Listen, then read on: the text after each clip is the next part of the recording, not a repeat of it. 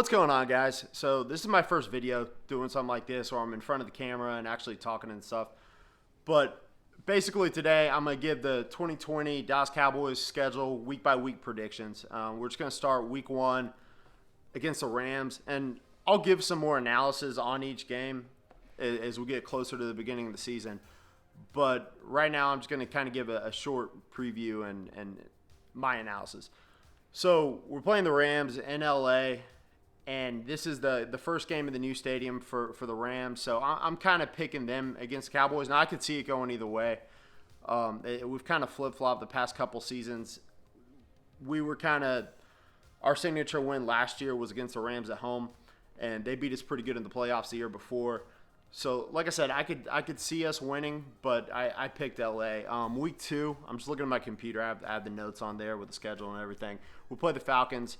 I'm picking Dallas. Again, that could be a pretty tough game, but it's at home, and we have a pretty tough schedule at the beginning of the season. So I think that's a game that Dallas really needs to win. Week 3, Seattle. So that's what I'm talking about. I picked Seattle over Dallas. Again, it's a winnable game, but it's tough, and we have a new coaching staff, and I could see Seattle picking up that win, putting us 1-2. To start the season, kind of shaky, but then I think it's pretty uphill from there. So week 4 is against the Browns. Both teams have pretty decent or pretty new coaching staff. I'm not sure if the Browns completely did what we did, and basically just about everybody's gone besides Kellen Moore and a couple other guys. But I'd say our roster has a little more continuity, and we're just overall the better team. So I'm picking us up against the Browns. Now, the Giants, week 5, that's a big game because it's our first time facing Jason Garrett since he was fired. And I definitely think that Dallas is going to probably sweep the series against the Giants. Daniel Jones, I think, is talented, but I think we'll give him some pressure. We're clearly the more talented team. And so I'm picking Dallas. And that would put us at 3-2 with the Cardinals week 6. So, again, I'm going to pick us against the Cardinals. I just think we're a much more talented team. And also made a note that I think that's going to be the CD Lamb breakout game. I think he'll probably play pretty well against the Giants. And then he's going to start to come to his own because when you have Amari Cooper out there, they do have Patrick Patterson. And is it Byron Murphy is the guy that was a rookie last year? But I think they're really going to have to focus on Cooper, and Gallup's really good too. So it's not like they can double team anybody. And CD Lamb's going to eat in that game because they're not going to be able to cover the slot. Because besides Murphy, I'm trying to think of who their slot receiver is. Not receiver, corner. But anyway, I have us 4-2 after that game, which brings us to week 7 against the Redskins, and that's the end of kind of what I consider the easiest stretch of the season. And I'm picking the win against the Redskins, which honestly we should beat them pretty handily. That's another team I think I have us sweeping the season against. So everybody besides probably Philly, I have us beating twice, which is kind of sketchy to predict that, but we did really well in the NFC East last year, and I think we will again this year. But that leads us to week 8 against the Eagles, and I think we're going to be victims of our own momentum in this situation. The Eagles, they just play us tough, and let me check. I think this game's in Philly, so I think we're going to struggle in Philly.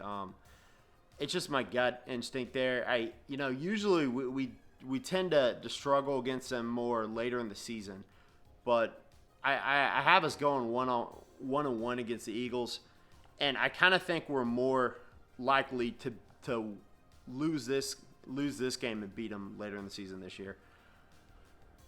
So now Steelers week 9. I'm just taking a little look in the notes. I wrote down a few things for the Steelers. So yeah, my big thing against Pittsburgh is, Big Ben's kind of a question mark. Is he going to be healthy? Is their team going to be healthy at that point of the season? It's at home in Dallas. It's kind of a must-win for us. because the end of the season, the schedule gets tough again. This is kind of coming off the end of an easier stretch. And especially if we lose against Philly, we definitely need to be able to beat Pittsburgh. I counted that as a win. That would put us at 6-3 going into the bye, which honestly, guys, I think would be pretty darn happy if we're 6-3 by the bye week. So this is what I'm considering the team's signature win of the season would be Week 11 against the Vikings. And, this is another game I could easily flip-flop on because we struggle to stop the run, but we have a new coaching staff, so I don't know what to expect. But, the Vikings do have some weapons. They're going to be good on offense, but I think we can kind of expose their secondary. And I think that's just the game where we go to Minnesota. We're not supposed to win, but we pull it out. Week 12 against the Redskins. So I'm really excited that we're playing the Redskins again on Thanksgiving Day. That's huge, if you ask me. We played the Bills last year. Kind of didn't show up. I really expect us to be completely different this year. Obviously, we're not playing as tough a team, and I expect us to sweep the Redskins. So that would put us, 3-0 in the NFC East to this point. No, 3-1, 2-1 or 3-1. But anyways, that would put us at 8-3, and that would give the Baltimore Ravens home field advantage week 13 in Baltimore. I'm just reading what I put. I said it's going to be a close game, probably a shootout. So I do expect both sides to put up points, but I think that Baltimore's probably going to win it. I think they just have too much firepower. It's in Baltimore. I'm not sure how things are going to be affected if there's not fans in the stadium, which I'm assuming there's not going to be. But I didn't really take that into account when I was writing down my predictions just because I don't know how that's going to affect the teams. I don't know if home field advantage, if they're still going to have the comfort of playing at home, if that helps. So, that's something we're going to have to look at as we get closer to the season. So, with that being a loss, puts us at 8-4 going into Cincinnati. And so this is the first time we're ever playing Joe Burrow, so I guess that's kind of a big deal. But I really think we should be able to handle Cincinnati pretty handily. I don't see that organization really going anywhere great anytime soon. Joe Burrow is definitely the guy that could turn it around, but I don't think he's going to do that day one. And I definitely think we'll be the better team next season. So that would have us 9-4. Going into Week 15 against the 49ers. And, guys, I really thought about giving us this game. And then the Week 16 game is at home against the Eagles and having us lose that one. I really thought about it, but I don't think we're going to get swept by the Eagles. I kind of think they're going to beat us once. And so maybe they'll win this game at week 16 and lose the game earlier in the season. But I didn't know. So I predicted us losing to the 49ers but beating the Eagles the next week. And that's going to be tough. It seems like I keep using the term signature win because it seems like Dallas always wins like a game at home and a game on the road that we had no business winning. And this really, on paper, looks like it could be that game. We're definitely capable of beating San Fran. They could have that Super Bowl hangover, so who knows. But I did put it down as a loss, and I did put the Eagles game, unfortunately, at home as a win for the Eagles. Or no, for the Cowboys. Wow, and I said unfortunately. So I kind of messed that one up. But no, I had the Eagles game as a win, which would put us at 10-5. And I said, I even wrote down, I wouldn't be surprised if the results were reversed from the previous week. I think we're going 1-1 in that stretch. So that puts us Week 17 against the Giants. I'm just looking at what I put. I said, doubt this game will matter for New York, might for us. And I said, I think we sweep the Giants as well. And I also put as a little note that 5-1 against the NFC East sounds like a bit of a bold prediction. So I honestly think it's probably going to be 4-2, and I'm just not picking the right loss. I don't see us getting swept by the Eagles. I think we're going 1-1 against the Eagles, but I think we might blow one game against the Giants or the Redskins. I hope I'm wrong, but if we do win that game against the Giants, Week 17, with my predictions, would be 11-5. And now I just want to talk a little bit about, like, how I feel after doing the predictions, because I went game by game when I was coming up and writing down my predictions.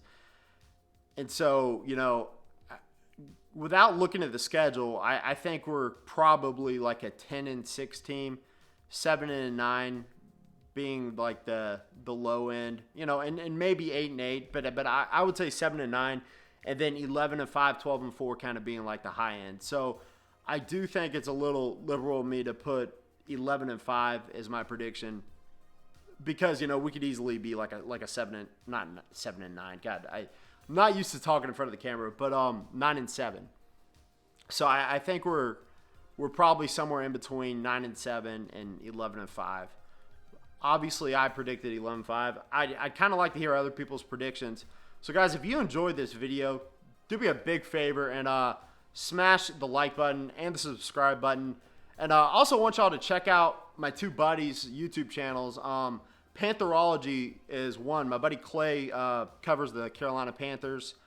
And my buddy Dan Mitchell covers the Buffalo Bills. And a lot of Bills fans know about Dan. He has a pretty big channel, a lot bigger than mine, bigger than Clay's. But, I appreciate everything Dan's done to kind of promote my channel to his subscribers. So I'd like to do the same thing to just my few subscribers.